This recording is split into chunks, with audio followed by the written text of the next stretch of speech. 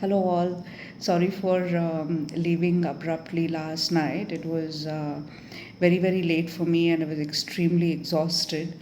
So, yeah, it was kind of odd actually. But anyway, moving on to from the last video, we were discussing the root causes that are plaguing India today and how they are directly and indirectly affecting India's physical, mental, financial, and overall social health. And now, um, we'll talk about what the NDA government is doing for the health of the nation. It's definitely a lot better than what it used to be. Like every other sector that NDA takes up. So basically, in 2025, we have 25,000 government hospitals as compared to the 19,000 medical government hospitals in 2013. So మొన్ననే PM గారు also inaugurated a brand new AIMS super specialty hospital and medical college in Warangal. Apart from that, we have a huge private sector where there are 40,000 private hospitals serving the public, providing 80% of super specialty treatment. The biggest boon we have in the circumstances is that, unlike the US, where 60% of the insurance, of the health insurance, is provided by private insurance companies, it's actually a major point of contention in the US.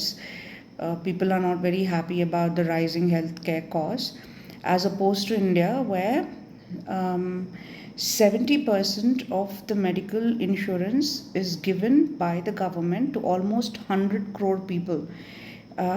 It's called Ayushman Bharat, as we all know. So that is another thing we should thank Modi ji for. And so Ayushman Bharat is, needless to say, the largest state-funded, government-funded health assurance program in the world, because it covers about 100 crore people. And but we still do have a long way to go, and many things to improve in healthcare, like the number of fully functional hospitals with adequate equipment, which is government hospitals, emergency and primary care centers fully equipped in rural areas and tourist centers, including the temple towns, which has a large number of tourists, especially during special occasions and festivals, and increased number of ambulances, critical care response like USS 911, air ambulances, etc. Hoping to see that day come sooner than later. Moving on to foreign direct investment. In 2013, it was about $40 billion, and today it's exactly double, it's $80 billion. దీనికి అతిపెద్ద కారణం is BJP government దేశానికి తెచ్చిన stability. For those who are not aware of what foreign direct investment is, simply put, it is the investment other countries put in our country, believing that their currency is an investment is stable, and they will get returns, profitable returns out of their investment. And that investment only happens when we have a strong economy and a mature government, which has a track history of development. So, obviously, because we have a stable government, we have had the same prime minister since the past 12 years, and we've had unprecedented development in a very, very short while. The world countries believe that their money is safe with us and they will earn profits off of their investment. So it definitely Modi గారు లెక్కలేలన్నీ foreign trips చేసినందుకు రాలేదు. దేశంలో శాంతి భద్రతలు, దాంతోపాటు ఎంతో development in all spheres చేస్తే వచ్చింది. వేరే దేశాలకి మన మీద పుట్టిన నమ్మకంతో వచ్చింది విదేశీ పెట్టుబడులు.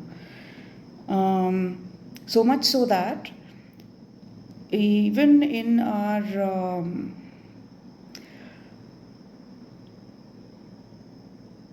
all right, actually maybe later. So ఒకసారి ఆలోచించండి, 20 ఏళ్ళ వాళ్ళకి ఒక 23-hour ఫ్లైట్ యూఎస్కి తీసుకొని వెళ్తే, not forget about US, even if you took a 10-hour flight to Europe, we have jet lag. At least ఒక 2 days ఉంటుంది. ఒక 75-year-old పరిస్థితి ఎట్లుంటుందో, ఒక ఫ్లైట్ ఎక్కి దిగగానే మనమే కింద మీద అవుతాం. సో మీలాగా మీ ఆశయాలకు అనుగుణంగా పనిచేసే కొడుకు లేరు కదా కేసీఆర్ గారు. సో ఫారెన్ ట్రిప్స్ చేయడానికి మీ బదులు పాపం మోడీ గారే స్వయంగా వెళ్తారు. అట్లా చెయ్యాలంటే ఎంత ఫిజికల్ అండ్ మెంటల్ డిసిప్లిన్ ఉండాలి, దానికి మించి ఎంత దేశభక్తి ఉండాలి. మెడిటేషను, పూజలు, యోగా చేసే ప్రధాని దేశానికి ఏం చేస్తారు అని అడిగిన వాళ్ళకి ఇప్పటి వరకు అర్థమైపోయి ఉండాలని అనుకుంటున్నాను నేను. సద్బుద్ధి, clarity of mind and sharpness in యాక్షన్స్తోని దేశాన్ని ముందుకు తీసుకెళ్తారని.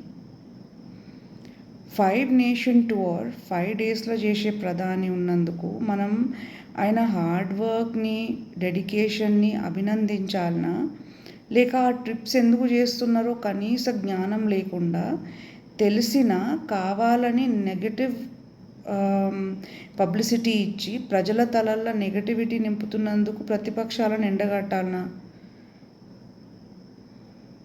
I'm sorry for coming out so strong, but it does get pretty frustrating when you have only the best intentions, but are constantly misunderstood and criticized. అంటే అంతకుముందు ఏళ్ల తరబడి ministers, MLAs వాళ్ళ ఫ్యామిలీస్తో సహా ఫ్రీ ఫారెన్ ట్రిప్స్ ప్రజాధనంతో వెళ్ళి enjoy చేయలేదనా? ఒకసారి చెప్పండి, ఆ కాలంలో పాలిటీషియన్స్ చేసిన ఫారెన్ ట్రిప్స్తో మన దేశానికి ఏం ఒరిగిందో.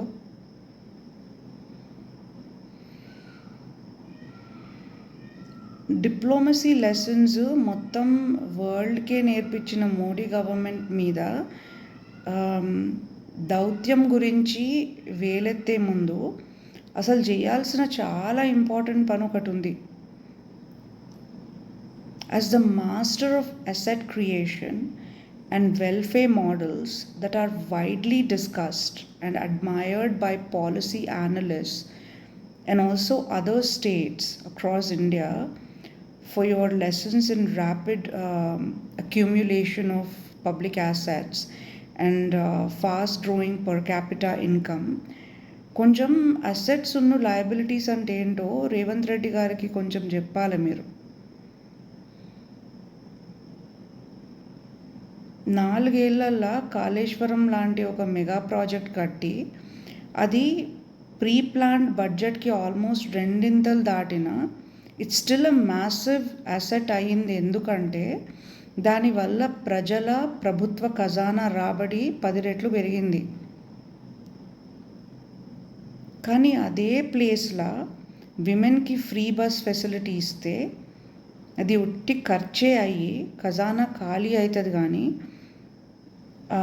కానీ అందులో నుంచి ఒక నయా పైసా కూడా లాభం రాదని ఒక ఒక చేత్తో మహాలక్ష్మిలోకి 1000 రూపాయలు ఇచ్చి ఇంకొక చేత్తో మొత్తం కుటుంబానికి 20,000 నష్టం చేస్తే అది ప్రజలకు రాష్ట్రానికి ఒక పెద్ద లయబిలిటీ అయ్యి అప్పుల మూటై కూర్చుందని ఇప్పటికైనా ఈగో పక్కన పెట్టి ఆ పథకాన్ని ఆపేస్తే రాష్ట్రాన్ని ఇంకా అప్పుల్లోకి దొయ్యకుండా ఉంటే బాగుంటుందని. Who better than you to give a tip or two about management of a state, sir?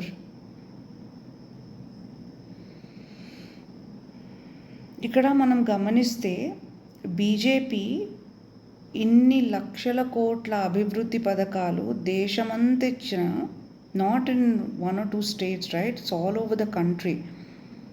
ఎక్కడ కూడా ration, medical insurance which is Ayushman Bharat, Covid vaccine, free toilets తప్ప ఇంకే పథకం మొత్తం ఫ్రీగా ఇవ్వలేదు. ఈవెన్ ఉజ్వల స్కీమ్లో డిపాజిట్ లేకుండా ఫ్రీ గ్యాస్ కనెక్షన్స్ ఇచ్చిన రీఫిల్కి 300 రూపీస్ సబ్సిడీ ఇస్తుంది ప్రతి నెల. మిగతా 400 రూపీస్ బెనిఫిషరీసే కట్టుకోవాలి. ఓన్లీ బిగినింగ్లో కొంచెం చేయూతనిచ్చి ప్రజలు కొంచెం నిలదొక్కున్నాక సబ్సిడీస్తోని సపోర్ట్ చేస్తుంది. We have an English saying, right, that give a man a fish and you feed him for a day. Teach a man to fish and you feed him for a lifetime. దాన్ని మనం తెలుగులోకి translate చేసుకుంటే ఒక మనిషికి 1 KG కూరగాయలు ఇస్తే 1 రోజు భోజనం పెట్టిన వాళ్ళం అవుతాం. కానీ అదే మనిషికి కూరగాయలు ఎట్లా వండించాలన్నది నేర్పిస్తే జీవితాంతం ఉపాధి కల్పించిన వాళ్ళం అవుతాం. So BJP just showed us all how it is done. స్వయం ఉపాధి, ఆత్మనిర్భర్ భారత్. కాబట్టి కొన్ని opposition parties BJP developmental programmes గురించి ఎంత తక్కువ మాట్లాడితే అంత మంచిది. మీరు కాదు, but I still wish it was centred around the truth.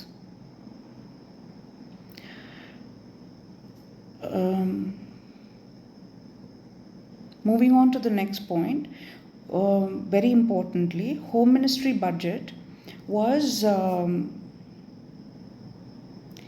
80,000 crores in 2013 versus 2.3 lakhs in 2025. Reason why ఇప్పుడు భారతదేశం క్రైమ్ రేట్ల ప్రపంచ దేశాలన్నిటితో కంపేర్ చేస్తే 48th ప్లేస్లో ఉంది. అండ్ హ్యూమన్ రైట్స్ వయలేషన్స్ అంటే ఒక మనిషిని on the basis of race, religion, caste, gender అట్లా వయలేషన్స్ బట్టి చూస్తే 56th place in the world. And there is no more Naxalism in India. And we have to thank BJP government for the peace that we are enjoying today. Because ఒక్కసారి 12 ఏళ్ల కిందటి ఇండియాని గుర్తు తెచ్చుకోండి. ఎన్ని అల్లర్లు అవుతుండేనో, ఎన్ని బస్సులు కాలిపోతుండేనో, ఎంత పబ్లిక్ ప్రాపర్టీ, ప్రైవేట్ షాప్స్ కాలిపోతుండేనో, ఎంతమంది ఇన్నసెంట్ పీపుల్ అనవసరంగా ఈ అల్లర్ల మధ్యలో చిక్కుకొని చనిపోతుండేనో. ఇప్పుడు అవన్నీ అవుతున్నాయా?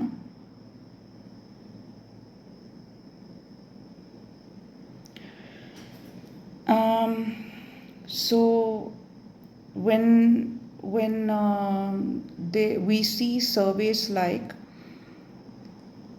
It's the most violent country. మొన్ననే వచ్చింది ఒక సర్వే, దాని పేరు సరిగ్గా గుర్తు రావట్లేదు నాకు, కానీ it placed India in the 112th place as the 112th most violent country in the world. దాని పారామీటర్స్ చూస్తే మనకు అర్థమైపోతుంది that it's far from the truth and it is just an engineered report ani. So the truth is what we see today, and we need to be thankful to BJP for that. And another favorite of mine, the research and development budget. It used to be approximately 60,000 crores in 2013. ఎంత research అయిందో ఏమైందో మనకు తెలియదు ఆ 60,000 crores-లో కానీ, but now it's double to 1.2 lakhs crores. And the best part is it's not just limited to standard government sectors like defense, through DRDO, space exploration through ISRO, agriculture through ICRISAT, and CCMB, medical field, etc. But also a significant amount of seed fund is being put into modern innovations like National Quantum Mission, Indian Semiconductor Mission, etc. This is the point I was trying to make earlier, that the amount of progress India has made in even a modern technical phenomenon like the semiconductor mission is the US rushing to become our strategic partner in semiconductor manufacturing. That itself is a statement in itself. And so it is extremely it's fantastic and it's remarkable that it is extended to private sectors through incubators created for this purpose, like Atal Innovation Mission, Startup India, 1,000 ITIs, Tide for technology innovation, to encourage a larger public partnership in science and technology, IT, biotech, aerospace, agriculture, pharma, transportation, and also specifically automobile industry and numerous other fields.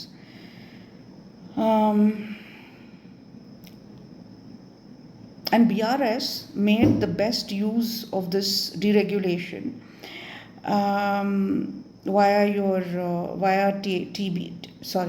T-Hub, T-Works, and they're classic examples of such incubators. ఇవన్నీ BJP initiate చేసిన open market initiatives వల్ల possible అయినాయని ఎప్పుడైనా చెప్పిండ్రా మీరు? How did that become possible? Isn't it because of Atmanirbhar Bharat initiative, where BJP government in 2020 to open defense to private sector and allowed private companies to design and build their own technology?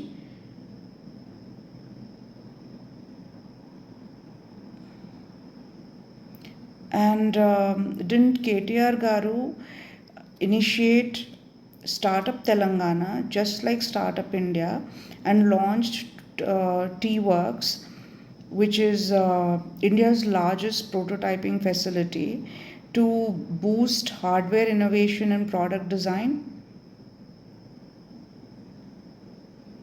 And many areas like artificial intelligence, blockchain, cloud, robotics, space tech, etc. which attracted international tech giants to invest in Telangana, and that ultimately caused a 300% surge in tech exports. Sure, it is KTR's leadership and vision, because of which this ecosystem was accelerated, um, like T Hub, which is India's largest startup incubator today, and We Hub, women-centric incubator run by women, and a special dedicated economic zone um, infrastructure was built for this purpose, which now supports over 2,000 startups and related supply chain companies today.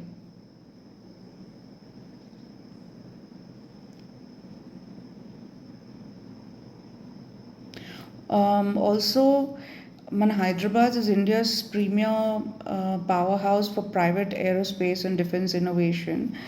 Um, Alongside our, ISRO and ICROSAT and DRDO labs, key players like Dhruva, Tata, Skyroot, Zen, etc. Now specialize in everything with from small satellites and launch vehicles to AI powered defense tech and advanced manufacturing.